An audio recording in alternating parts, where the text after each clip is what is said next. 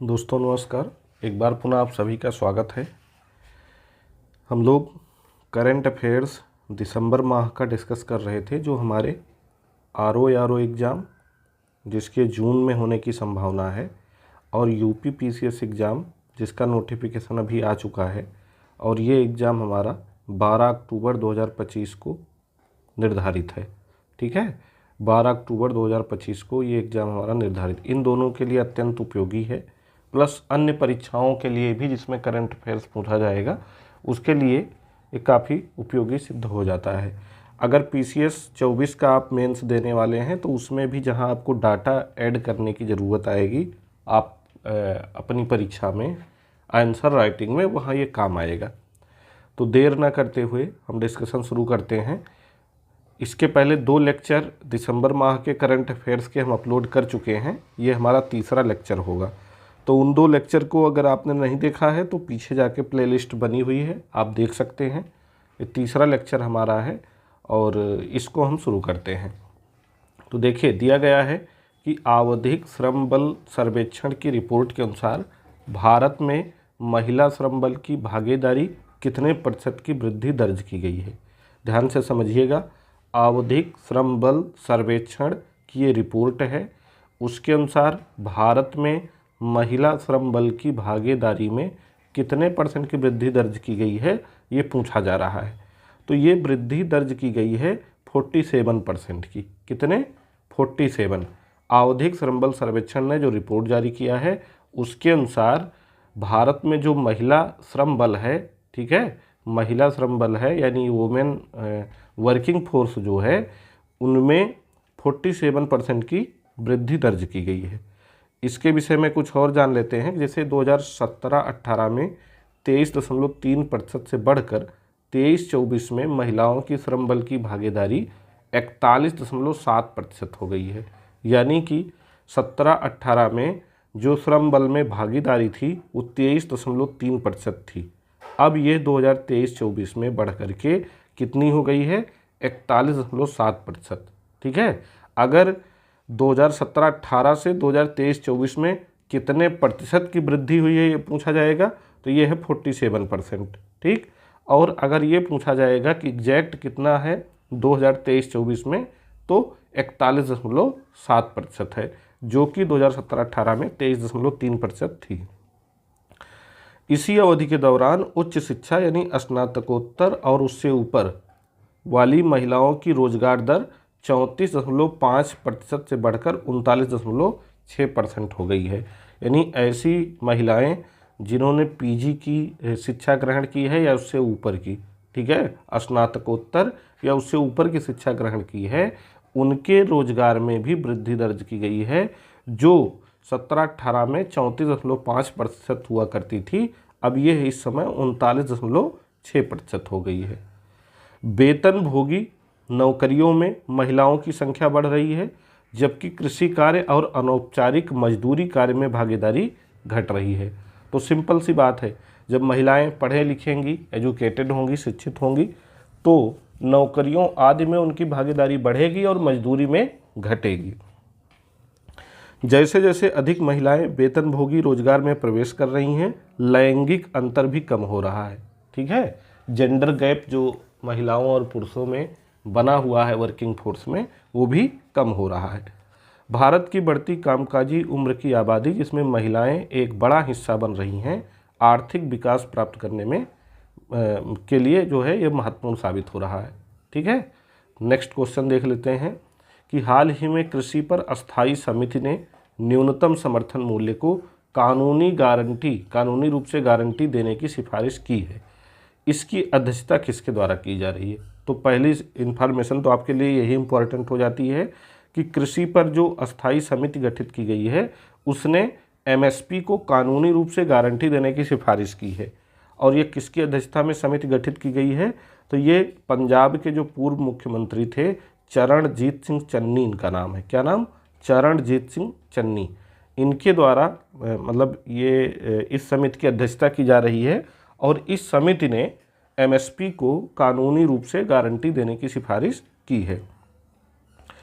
इस समिति की अध्यक्षता पंजाब के पूर्व मुख्यमंत्री चरणजीत सिंह चन्नी कर रहे हैं। बताया ही गया आपको। समिति का मानना है कि यह कदम किसानों की आत्महत्याओं की समस्या को सुलझाने में मददगार साबित होगा। समिति में पीएम किसान योजना के तहत वर्तमान 6,000 रुपये की वार्षिक राशि को बढ़ाकर 12,000 रुपये करने का सुझाव दिया गया है। अभी आप जानते हैं कि जो पीएम किसान योजना शुरू की गई थी 2019 से, जो दिसंबर 2018 से लागू है, दिसंबर 2018 से ये योजना लागू है। तो यह योजना जो शुरू की गई थी, इस योजना के तहत जो 6,000 रुपये की राशि थी उसको बढ़ा करके 12,000 रुपये करने की सिफारिश इस समिति द्वारा की गई है। ठीक है, साल भर में 3 किस्तों में 2-2 हज़ार करके अभी 6,000 रुपये मिलते हैं। ठीक है, अभी 6,000 रुपये मिलते हैं। तो इसको बढ़ा करके अब 12,000 रुपये करने की सिफारिश चरणजीत सिंह चन्नी समिति द्वारा की गई है। यह लाभ मौसमी प्रोत्साहन के रूप में पट्टेदारी किसानों और खेत मजदूरों को भी दिए जाने की सिफारिश की गई है। ठीक है, मौसमी प्रोत्साहन के रूप में जो पट्टेदार किसान हैं और खेत मजदूर हैं उनको भी इस योजना का लाभ दिया जाए, ऐसी सिफारिश चन्नी समिति द्वारा की गई है।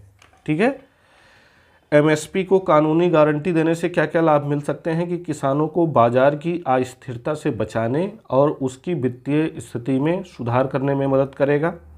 स्थानीय व्यापार और अर्थव्यवस्था को भी लाभ मिलेगा। बेहतर कृषि प्रथाओं के माध्यम से दीर्घकालिक खाद्य सुरक्षा भी सुनिश्चित होगी। आपने पढ़ा ही होगा या ना जानते हो तो जान लें, ये वेरी इंपॉर्टेंट है, बहुत बार पूछा गया है, आयोग ने बहुत बार कई परीक्षाओं में इसको पूछा है। ठीक है, कि सरकार जो है 22 प्रमुख कृषि वस्तुओं के लिए एमएसपी की घोषणा करती है, जिसमें 14 खरीफ फसलें, 6 रबी फसलें और 2 वाणिज्यिक फसलें शामिल होती हैं। कुल 22 फसलों के लिए एमएसपी की घोषणा की जाती है सरकार द्वारा कृषि फसलों के लिए। ठीक है, उसमें से 14 जो है खरीफ फसल होती है, 6 रबी फसल होती है, 2 वाणिज्यिक फसल होती है। ठीक है, 2 वाणिज्यिक फसलों में आपका गन्ना और कपास है। ठीक है, गन्ना और कपास। गन्ना और कपास के लिए सरकार एमएसपी की घोषणा नहीं करती, सॉरी, ये वाणिज्यिक फसलें और है। गन्ना और कपास के लिए सरकार एफआरपी की घोषणा करती है। ठीक है, किसकी घोषणा करती है? एफआरपी की। चलिए आगे देख लेते हैं। निम्नलिखित कथनों पर विचार कीजिए। सरकार ने एक राष्ट्र एक चुनाव की अवधारणा को लागू करने के लिए 17 दिसंबर 2024 को लोकसभा में 2 विधेयक पेश किए हैं।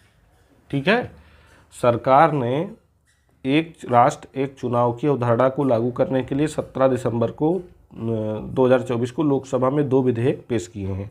यहाँ एक चीज़ और करेक्ट कर लीजिएगा, कपास के लिए संभवतः एफआरपी की घोषणा नहीं की जाती, केवल गन्ने के लिए की जाती है। ठीक है, कपास के लिए नहीं की जाती है। इस पे थोड़ा मुझे डाउट है तो मैं आपको बताऊंगा इसको, बाकी एक बार आप भी देख लीजिएगा। इतना याद कर लीजिए अभी कि 22 प्रमुख कृषि फसलों के लिए ही एमएसपी की घोषणा की जाती है। ठीक है, तो एक राष्ट्र एक चुनाव की अवधारणा को लागू करने के लिए 17 दिसंबर 2024 को लोकसभा में 2 विधेयक पेश किए गए हैं। इम्पॉर्टेंट है डेट, अब जिस हिसाब से आयोग क्वेश्चन पूछ रहा है तो डेट भी इम्पॉर्टेंट हो जाती है, इसलिए इसको याद रखिएगा। पहला विधेयक है संविधान का 129वां संशोधन विधेयक, और जबकि दूसरा विधेयक है केंद्र शासित प्रदेश कानून संशोधन विधेयक। तो कूट की सहायता से आपको सही उत्तर बताना है। बिल्कुल इसी पैटर्न पे आयोग क्वेश्चन बना रहा है, तो इसलिए इस तरीके के क्वेश्चन शामिल किए गए हैं।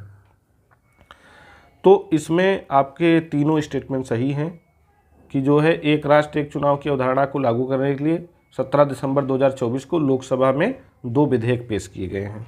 पहला है संविधान 129वां संशोधन विधेयक और दूसरा विधेयक है केंद्र शासित प्रदेश कानून संशोधन विधेयक। प्रस्तावित संशोधन पूर्व राष्ट्रपति रामनाथ कोविंद की अध्यक्षता वाली उच्च स्तरीय समिति की सिफारिशों के अनुरूप है। संविधान 129वां संशोधन बिल 2024 के तहत 3 अनुच्छेदों में संशोधन और एक नया अनुच्छेद 82A 1 से 6 जोड़ा जाएगा। ठीक है, तो इस जो 129वां संशोधन बिल है इसके तहत 3 अनुच्छेदों में संशोधन होगा। तो आप हमको कमेंट करके बताएंगे कि किन 3 अनुच्छेदों में ये संशोधन हो रहा है। ठीक, और 82A को इसके तहत जोड़ा जाएगा। अनुच्छेद 82A लोकसभा और राज्य विधानसभाओं के लिए एक साथ चुनाव कराने की व्यवस्था करता है। ठीक है, तो ये इम्पोर्टेंट हो जाता है कि लोकसभा और राज्य विधानसभाओं के लिए एक साथ चुनाव कराने की व्यवस्था अनुच्छेद 82A के तहत की गई है। यह प्रावधान केवल संसद और राज्य विधानसभाओं के लिए है, नगर निगमों के लिए नहीं है। ठीक है, जो रामनाथ कोविंद समिति ने जो सिफारिश की है उसने कहा है कि संसद और राज्य विधानसभाओं के चुनाव एक साथ करवाए जाएं, साथ ही साथ पंचायतों और नगर निगमों का चुनाव संसद और राज्य विधानसभा के आम चुनाव संपन्न हो जाने के 100 दिनों के अंदर हो जाना चाहिए। ठीक है, तो ये रामनाथ कोविंद समिति ने ये सुझाव दिया है। ठीक, ये प्रावधान 2029 के बाद लागू हो सकते हैं और पहला संयुक्त चुनाव 2034 में संभावित है। यानी एक राष्ट्र एक चुनाव की अवधारणा उम्मीद है कि 2034 से लागू हो जाएगी। यदि किसी सरकार का कार्यकाल पूरा होने से पहले ही भंग हो जाता है तो नया चुनाव शेष कार्यकाल के लिए ही होगा। ठीक है, कि मतलब नई सरकार का गठन 5 साल के लिए होता है। अगर 5 साल पूरा करने से पहले ही किसी कारण से सरकार गिर जाती, चाहे संसद की हो, चाहे राज्यों की हो, मतलब चाहे केंद्र की हो, चाहे राज्य की हो, और चाहे स्थानीय निकायों की हो, तो जितना अवधि बची रहेगी, मान लीजिए कि 4.5 साल पे गिर जाता है। ठीक है, 4.5 साल पे जो है सरकार गिर जाती है किसी कारण से, तो शेष 6 माह के लिए ही आगे के लिए चुनाव, उपचुनाव जो होंगे वो करवाए जाएंगे। ठीक है, तो नया चुनाव शेष कार्यकाल के लिए ही होगा। अनुच्छेद 83 और 172 में संशोधन से लोकसभा और विधानसभाओं के कार्यकाल को संतुलित किया जाएगा। यानी कि अनुच्छेद 83 जो संशोधन होगा वो केंद्र के लिए होगा और 172 में जो संशोधन होगा वो राज्यों के लिए होगा। ठीक है, तो लोकसभा और विधानसभा यानी 83 जो है वो लोकसभा के लिए है और 82 जो है वो राज्य विधानसभाओं के लिए है। संविधान संशोधन के लिए लोकसभा और राज्यसभा में विशेष बहुमत यानी 2/3 मौजूदा और मतदान की आवश्यकता होगी। ठीक है, लोकसभा और राज्यसभा में जो संविधान संशोधन का ये बिल आया है इसके लिए 2/3 सदस्यों की मंजूरी की आवश्यकता यानी विशेष बहुमत की ज़रूरत है। ठीक है, साधारण बहुमत एक होता है संविधान संशोधन का और एक विशेष बहुमत होता है। तो विशेष बहुमत में क्या होता है, उपस्थित और मतदान करने वाले कुल सदस्यों का 2/3। ठीक है, उपस्थित और मतदान करने वाले सदस्यों का 2/3 बहुमत प्राप्त होना जरूरी होता है। तो 2/3 बहुमत से यानी विशेष बहुमत से ही ये संशोधन संभव होगा। ठीक, चुनाव आयोग की सिफारिश पर किसी विशेष विधानसभा चुनाव को लोकसभा चुनाव से अलग कराया जा सकता है। यानी कि इसमें यह भी प्रावधान किया गया है कि सामान्य तौर पर लोकसभा और राज्य विधानसभाओं के चुनाव एक साथ करवाए जाएंगे, लेकिन अगर चुनाव आयोग किसी कारणवश किसी राज्य की परिस्थितियों को देखते हुए वहाँ का विधानसभा चुनाव लोकसभा चुनाव से अलग करवाना चाहता है तो अलग उसको करवाया जा सकता है। ठीक है, केंद्र शासित प्रदेश कानून संशोधन विधेयक 2024 में केंद्र शासित प्रदेशों और दिल्ली के लिए चुनाव प्रावधानों में बदलाव प्रस्तावित है। ठीक, अगला क्वेश्चन हमारा है कि निम्नलिखित में से सत्य कथन है। हाल ही में लोकसभा में रेलवे संशोधन विधेयक 2024 पेश किया गया है। बिल्कुल सही है। इस विधेयक का उद्देश्य भारतीय रेलवे की दक्षता को बढ़ाना है। ये भी बिल्कुल सही, यानी हमारे दोनों स्टेटमेंट यहाँ पे सही हो जाते हैं। इस विधेयक का उद्देश्य बजट और बुनियादी ढांचा परियोजनाओं के प्रबंधन में रेलवे को अधिक स्वायत्तता प्रदान करके निर्णय लेने का विकेंद्रीकरण करना है। ठीक है, विधेयक का उद्देश्य रेलवे बोर्ड को वैधानिक शक्तियां प्रदान करना है जो पहले कानूनी समर्थन के बिना कार्य करता था। टैरिफ सुरक्षा और निजी क्षेत्र की भागीदारी की देखरेख के लिए एक स्वतंत्र नियामक की स्थापना विधेयक की एक प्रमुख विशेषता है। ठीक है, तो ये विधेयक पेश किया गया है और ये विधेयक का उद्देश्य क्या है इतना इसमें जाने रहिए, बस इससे ज़्यादा डीप इससे क्वेश्चन नहीं बनेगा। सी बॉक्स पोर्टल इम्पॉर्टेंट हो जाता है, ये आपकी परीक्षा में पूछा जा सकता है, महिला एवं बाल विकास मंत्रालय से संबंधित है। हाल ही में महिला एवं बाल विकास मंत्रालय ने कार्यस्थल यौन उत्पीड़न की शिकायतों के लिए केंद्रीकृत प्रणाली सी बॉक्स पोर्टल लॉन्च किया है। ठीक है, इस पोर्टल का उद्देश्य आंतरिक समितियों और स्थानीय समितियों के बारे में जानकारी प्रदान करके सीधी शिकायत दर्ज करने की सुविधा देकर शिकायत को सुव्यवस्थित करना है। पोर्टल पर शिकायतकर्ता की जानकारी गोपनीय रहती है। ठीक, आगे बढ़ते हैं। प्रत्येक कार्यस्थल को शिकायतों पर नज़र रखने, सुचारू प्रसंस्करण सुनिश्चित करने और पोर्टल पर शिकायत को नियमित रूप से अपडेट करने के लिए एक नोडल अधिकारी नियुक्त करना होगा। यह पोर्टल महिलाओं का यौन उत्पीड़न अधिनियम 2013 का अनुपालन करता है, जिसमें 90 दिनों के भीतर जांच करना अनिवार्य है। यानी महिलाओं के साथ अगर सेक्सुअल हरासमेंट होता है तो 90 दिनों के अंदर जांच करना अनिवार्य है। ये 2013 का महिला यौन उत्पीड़न अधिनियम प्रावधान करता है।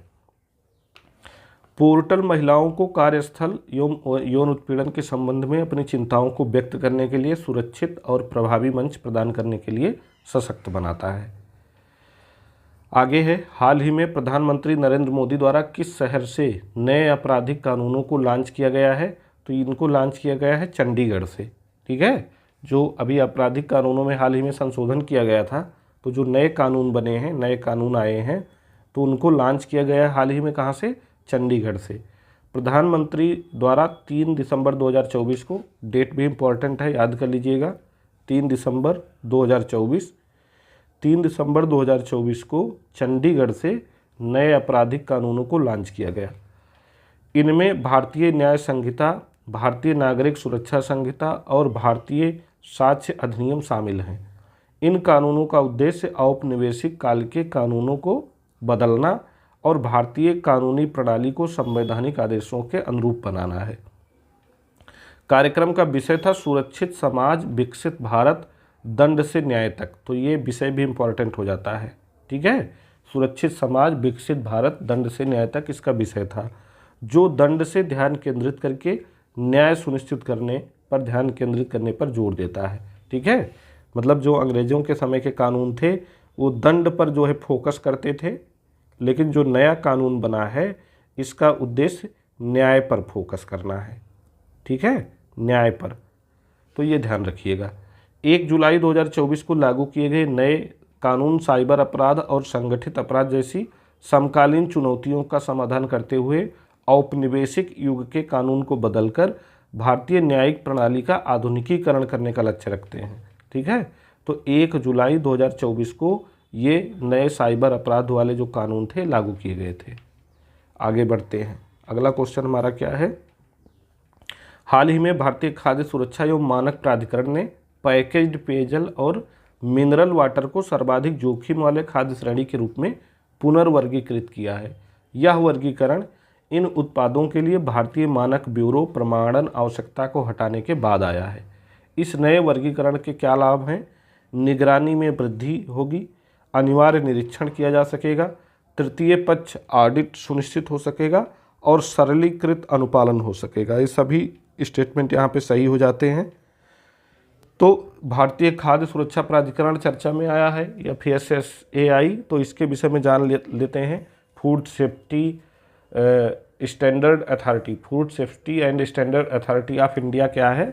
तो यह एक स्वतंत्र विधिक प्राधिकरण है जो भारत में खाद्य उत्पादों की सुरक्षा और गुणवत्ता को सुनिश्चित करता है। विधिक प्राधिकरण क्या होता है? जिसके लिए विधिक प्रावधान तो किए गए हैं, विधिक प्रावधान तो किए गए हैं, लेकिन संविधान में इसका कोई उल्लेख नहीं है।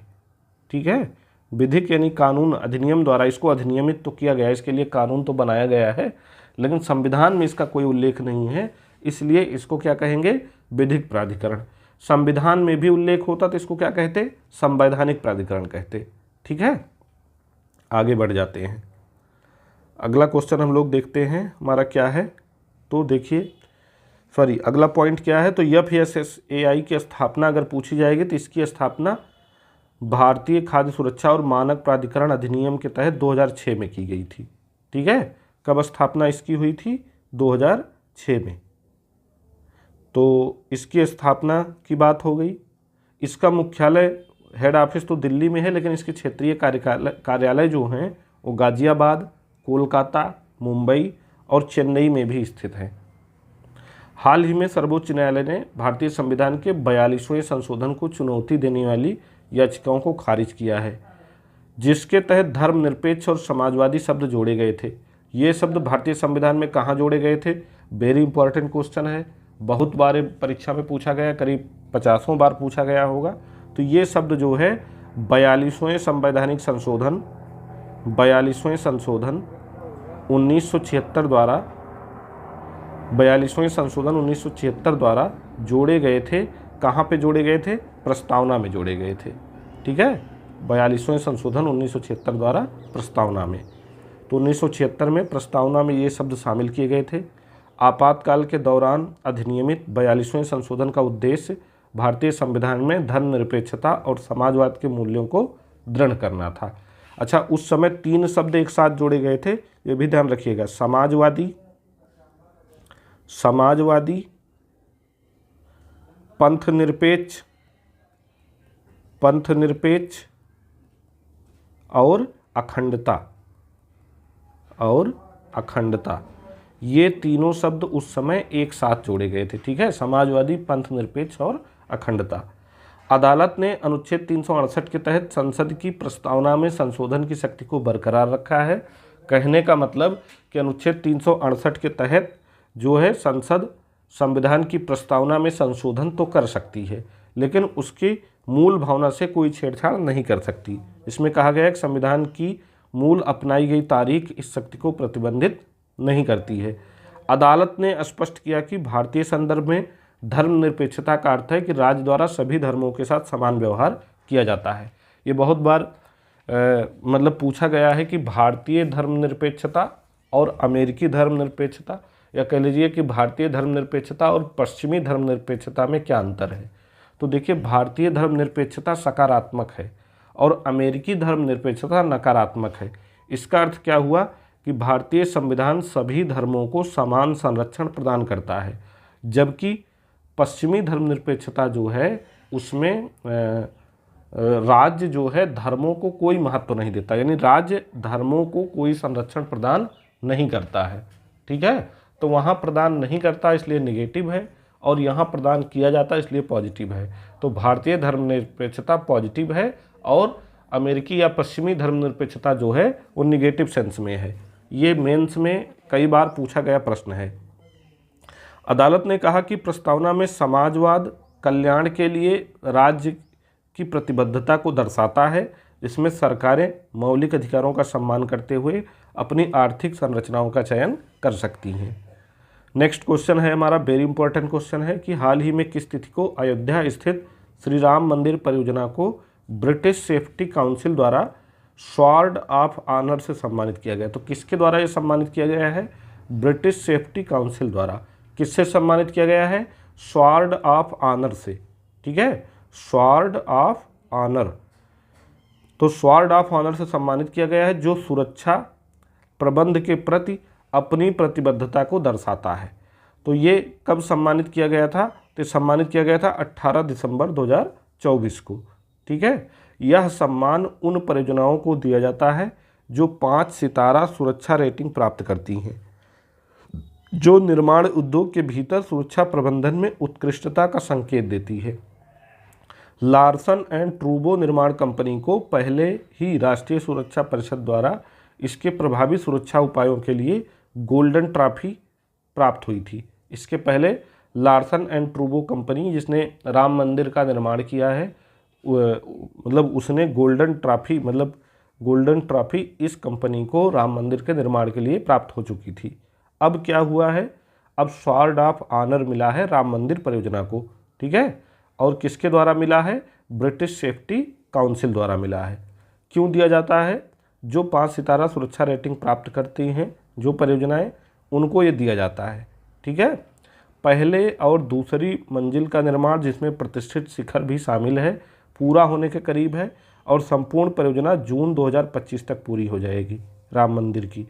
मंदिर में कलाकार वासुदेव कामत और वास्तुकार सोमपुरा और जैन काकटिकर द्वारा जटिल डिजाइन की विशेषता है। मतलब जो जटिल डिजाइन बनाई गई मंदिर की, उसमें जो कलाकार हैं वासुदेव कामत हैं वास्तुकार सोमपुरा हैं, इन दोनों के नाम इम्पॉर्टेंट है, याद कर लीजिएगा। और जैन काकटिकर हैं, जैन काकटिकर, 3 नाम इम्पॉर्टेंट हैं। वासुदेव कामत, वास्तुकार सोमपुरा और जैन काकटिकर द्वारा जटिल डिजाइन बनाई गई है, जिसमें CBRI और MSTCE के योगदान के साथ संरचनात्मक अखंडता सुनिश्चित की गई है। ये भी फैक्ट काफ़ी इम्पोर्टेंट है कि मंदिर का निर्माण राजस्थान के बांसी पहाड़पुर पत्थर का उपयोग किया गया है, जिसकी कुल मात्रा लगभग 15 लाख क्यूबिक फीट है। इसमें संगमरमर का क्लैडिंग भी है। ठीक है। हाल ही में अगला क्वेश्चन हमारा है, लास्ट है आज का, कि हाल ही में अभत्साहेश्वर मंदिर को यूनेस्को का विशिष्टता पुरस्कार प्रदान किया गया है। ध्यान दीजिएगा, यूनेस्को का विशिष्टता पुरस्कार मिला है अभत्साहेश्वर मंदिर को। तो यह मंदिर किस राज्य में स्थित है ये बताना है। तो यह मंदिर है तमिलनाडु में। ठीक है, तमिलनाडु राज्य में।